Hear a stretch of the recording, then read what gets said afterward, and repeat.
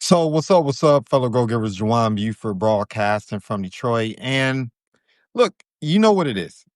Periodically, after I've had a number of discussions with entrepreneurs and business owners whom I've had a chance to converse with, either because we're working on projects together or mastermind or consult with each other, someone will bring a topic to the table and I want to share it because I believe that the information that was exchanged or the question that was asked could be beneficial, right?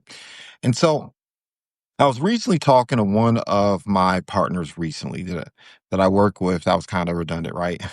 Anyway, that had given instructions to their personnel to go out and create footage. They were getting ready to showcase some real estate assets here in Detroit metropolitan area, and she wanted them to basically collect as much footage as they could, so they could utilize the photos and videos, et cetera, to promote these assets and sell them.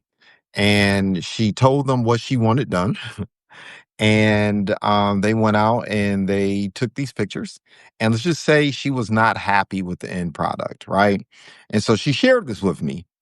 And as I listened to her, I thought to myself, you didn't ask something very difficult. It was really a simple question, right?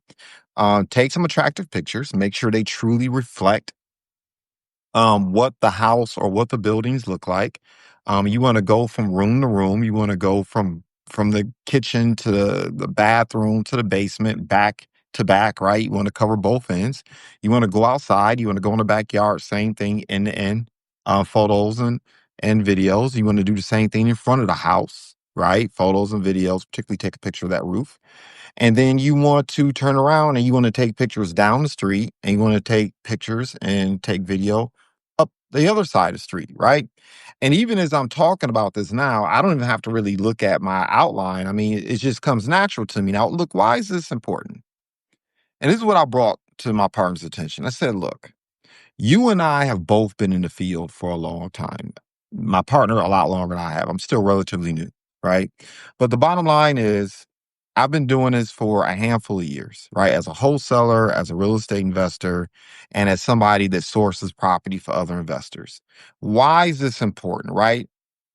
It's because we've both accumulated the requisite skill stacks, knowledge stacks, wisdom stacks, experience stacks to know what good looks like, right? Because we've been in the field, we've been doing it. And sometimes as entrepreneurs, when you start making that transition from a team of me to a team of we, it's easy to forget that you already know what good looks like because you've been in the field. You've been doing the presentations, or you've been utilizing the marketing tools, or you've been doing the talks, or you've been going out here and engaging and meeting people and doing the networking. You've been executing, writing the business plan. You've been working in the field, doing plumbing or electricity. I mean, you already know, you've been trained. And it's easy to believe that, look, when you onboard new people, you want them to have the capacity to do what it is that you're telling them to do. But you forget the fact that they come to the table with different experiences. And that's what I basically shared. I said, look, we need to do a deeper dive here, right? So I gave an example. When I onboard someone within one of my organizations I work with, um, look, I want them, of course, day one to be able to go out and communicate our value prop, right? That's my expectations. That's what I desire. But the bottom line is, I know for them to go out and do that, even if they have goo gobs of sales experience, it's going to be met with some trepidation because they may not understand our value prop to the same extent that other people understand our value prop.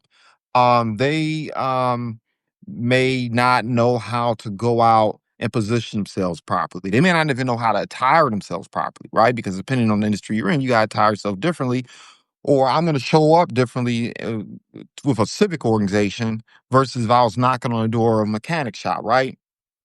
You'd be surprised. A lot of people don't know these things, right? Whether to show up with a portfolio or to show up with your phone and your iPad, right? These things make a difference.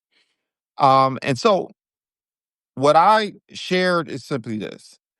Look, I'm okay with people making a mess of themselves, but we don't sell Tupperware, right? We don't sell incense or potions and stuff like that. We offer a value prop, a product to people who are interested in business and legal services, which means there's a lot of moving parts, which means there's a lot of moving people involved, right? So what do we do when we're onboarding a new business partner. We're onboarding someone that's going to be involved in the marketing, so to speak.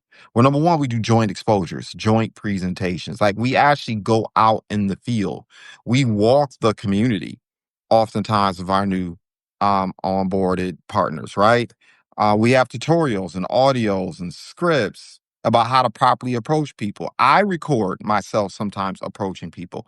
I record sometimes myself interviewing people. I will oftentimes go out and record a presentation I've given, right? So you have that available. In addition to that, you have articles that people can utilize, right? Where they can read about how to approach people, what to say, how to say it. Should you be sitting across the person? Should you be sitting next to 'em? I mean, all these things are made available. And it's like one of those things where I borrowed from one of my business mentors a while back ago, that I've implemented to kind of summarize all this, with John Hoffman. And he says, look, tell me, show me, let me, grow me, and then rinse and repeat. And that's what you have to do as a new entrepreneur. So often I hear people will sometimes complain, and look, it doesn't mean the complaints are right now, that there may not be a lot of good people who actually want to go out here and do the work, who want to do the dirt, right? They complain that they have a hard time finding good people. But the bottom line is you can't point the finger at the individuals you're working with if you haven't taken the time to go through this process. So my advice to her and my advice to any entrepreneur, but my advice to her specifically was this: look, tell people what you want done. Nothing wrong with that. Be able to paint the picture, paint the vision verbally, like be able to explain what's good, right? But then you also have to demonstrate what's good, right? You have to go out there in the field and you have to literally let them watch you taking pictures, taking video, even if you're having audio conversations with sellers or real estate agents. They need to see you in the process of doing that. And then what you also should do is record it. You should record yourself, take pictures of yourself, record your presentations, record your conversations, et cetera, et cetera, et cetera. Go to Otter AI or Video. There's a number of tools you can take where you can take your video, take your audio, put it in there, and then it will create a transcript. And then you can take that transcript, go to ChatGPT and say, hey, ChatGPT, turn this transcript into a tool that will be effective at teaching people what I do, right? Give them my script, if you will. I mean, there's a lot of other tools that do the exact same thing, right? And then what you do once you've done that is you give them increasingly more difficult projects, right? So maybe when you're doing a project 100, particularly if you're in the investment advising industry or real estate industry, or if you're in the, I don't know, the SaaS industry, right? Tell a person to do a project 100, have them go out and practice with the individuals whom are in their network, right? Their top 100 people on their phone. And then once they've matriculated through that and you have taken the time to rinse and repeat this process, then you say, hey, I want you to talk to this business owner. Or I want you to talk to business owners in this industry. Or I want you to approach this particular marketplace. Or I want you to go to this networking event and this is the goal. But this is what it looks like, right? So once again, if you have failed to really not only tell, but demonstrate what good looks like, you should reevaluate your processes. And it should go along something like what I just shared.